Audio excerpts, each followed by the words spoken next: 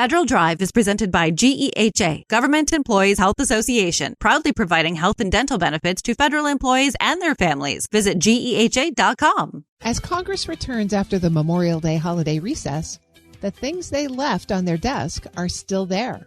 And how lawmakers use the next 2 months could shape funding, oversight, and the runway agencies have heading into the fall. We'll get all the details from WTOP's Capitol Hill correspondent, Mitchell Miller. Mitchell, thanks so much for joining me today. Sure thing. Congress is back in session after the Memorial Day recess. It wasn't exactly a quiet recess. There were some headlines, but what's on the agenda now that they're back? Well, clearly the biggest thing on the agenda is the reconciliation bill in the Senate, the effort to approve $70 billion plus for ICE and border protection. And it's essentially left off where they were when they went on break. But there have been some developments, including a really big development late last week in connection with this anti-weaponization fund of nearly $1.8 billion from the Trump administration that sort of really got everyone here kind of in a tizzy over where they were going to go with this because Republicans were so upset that this was dropped on them. And then late last week, you had a federal judge temporarily blocking that anti-weaponization fund from paying out any money or moving forward. We'll have to see exactly how that impacts the reconciliation process. But the bottom line is they still have to deal with this. And I think this is still going to come up. Several Republicans have said they want to put in some kind of legislative guardrails that would prevent those who committed crimes on January 6th and later were pardoned from getting any money from this fund. So that is going to be a big issue. And then, of course, you still have the White House ballroom and the security surrounding it. And we had the shooting outside of the White House, which again caused a lot of people to say, well, this ballroom is needed because we need more Secret Service protection and a lot of other things around the White House. So that debate is going to percolate again, even though right before they left, many lawmakers indicated that that was just a non-starter. But of course, we'll have to see what happens when they move on to a vote-a-rama because, you know, Democrats are ready and willing to put up a lot of amendments that they want to make Republicans uncomfortable with.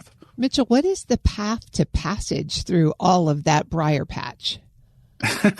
That's an excellent way to describe it. Well, once they get through the thicket and they get to that vote-a-rama, I think in the coming weeks they are going to get there. And once they deal with all these different amendments and all of that, and then they sort out exactly what they are going to do with this anti-weaponization fund, then they will get to the vote-a-rama. They will probably have a long, long day, maybe into the night. And I do think that Republicans in the Senate will get it passed. And unlike in past events where the House decided they didn't want to deal with it, then the House would deal with it. And I think it will ultimately get approved. This will obviously go well past the June 1st deadline that the president wanted for it. But there are times now that it seems like the president isn't really that concerned about what is happening here on the Hill. And that also has a lot of Republicans worried as we move toward the midterm elections. What signals does all of that send then for Reconciliation Bill 3.0 that the House has talked about?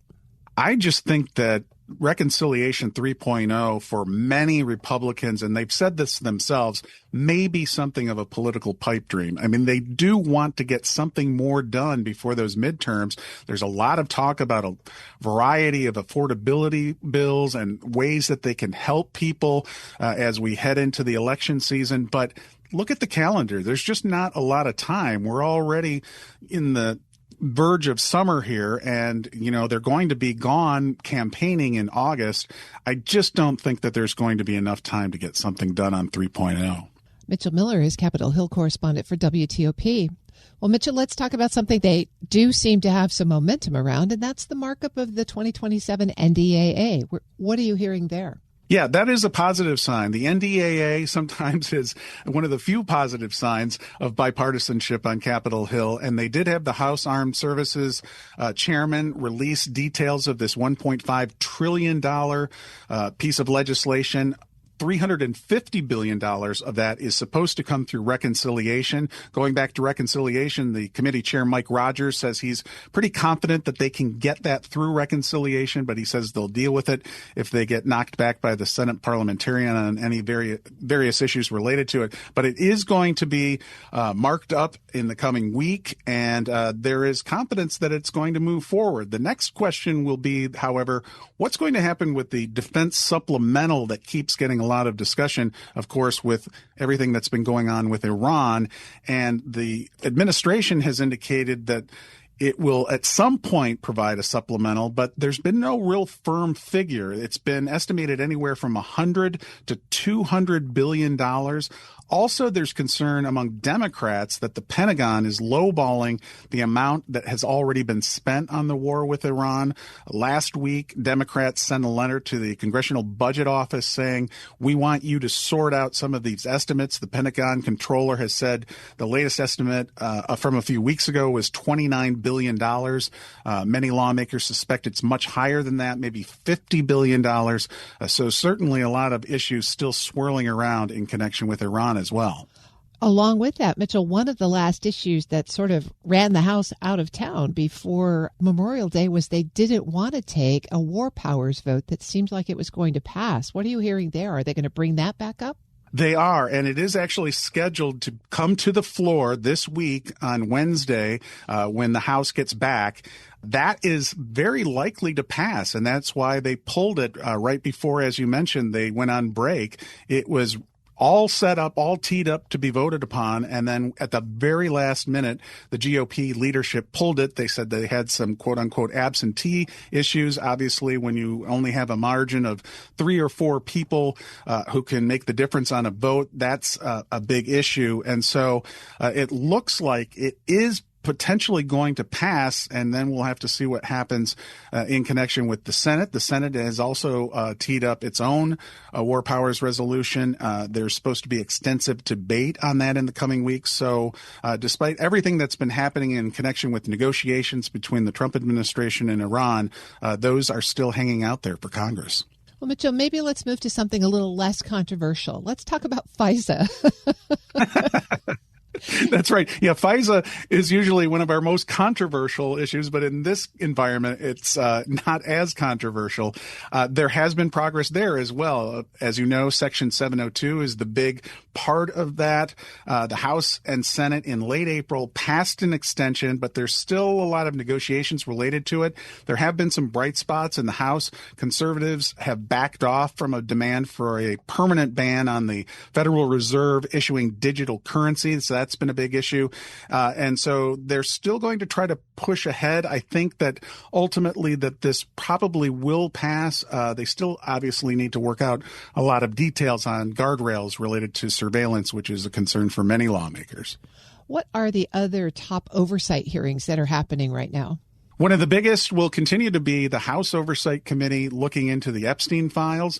We got a little bit of news late last week from the chairman, James Comer, who said that Bill Gates, the founder, of course, of Microsoft, he is scheduled to testify on June 10th, and they continued to get more testimony last week. They spoke with former Attorney General Pam Bondi, so that's probably one of the biggest ones. And then in terms of just legislative action, we've got the House bill coming up, housing bill, I should say, coming up, which has been stuck in the House after passing earlier in the Senate. There seems to, again, be a little bit of progress there. One of the biggest issues there is the Senate bill prohibits private equity firms from buying single-family homes and requires those that are being rentals to be sold off for 7 years. A lot of Republicans in the House feel that's too constraining on businesses, so we'll have to see what happens there. And then the Clarity Act in connection with crypto is also moving forward. It got out of the Senate Banking Committee before lawmakers left town. So, again, some little signs of progress here in this area where, you know, Congress actually does do some legislating. Little rays of sunshine. That's so exciting. But you did mention, you know, we only really have 2 months of work before the August recess, and then that's going to be focused on campaigning and the midterms. How's it looking to get progress on the 2027 appropriations bills before all of that other political concern breaks loose? I think what's going to happen is we're going to see them chip away at a few of the easier pieces of legislation that they've been working on. They have made progress, for example, on things like approving money for the legislative branch, getting that out of House Appropriations Committee. But I think you're only going to get, as usual, maybe a handful of these 12 appropriations bills that are supposed to be approved, as you know, before October 1st, the start of the new fiscal year.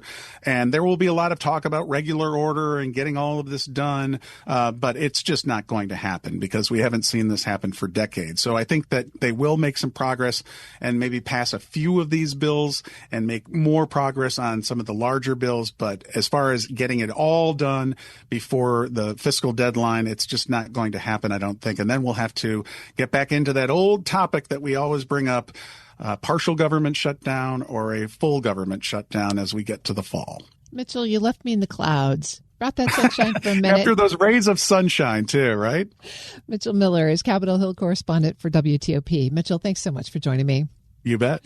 We'll post this interview at federalnewsnetwork.com/Federal Drive. Subscribe to the Federal Drive wherever you get your podcasts.